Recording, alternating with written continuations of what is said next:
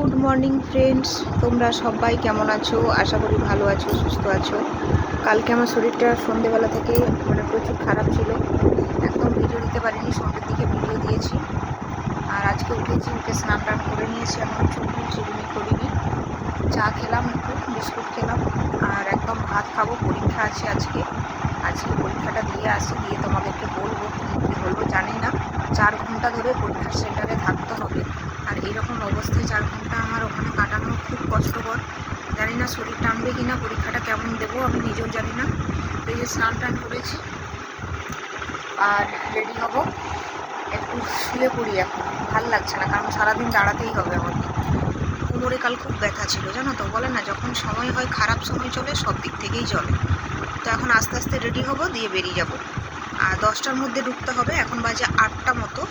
তো আস্তে আস্তে রেডি হতে টাইম লাগবে, তো তোমরা প্লিজ একটু পাশে থেকো। আর যদি শরীরটা খারাপ হয় জানি না পরীক্ষা কেমন কী দেবো। পরীক্ষা দেওয়ার থেকে বড় কথা, পরীক্ষাটা দেওয়ার সময় যেন আমার শরীরটা ঠিক থাকে। পড়াশোনা তো খুব ভালোভাবে করতে পারিনি যতটা দরকার, সুস্থ থাকলে যতটা করতে পারতাম, কিন্তু মনের শান্তি চাই পরীক্ষাটা দিতে পারছি। তো তোমরা একটু পাশে থেকো, এটাই আমার অনুরোধ।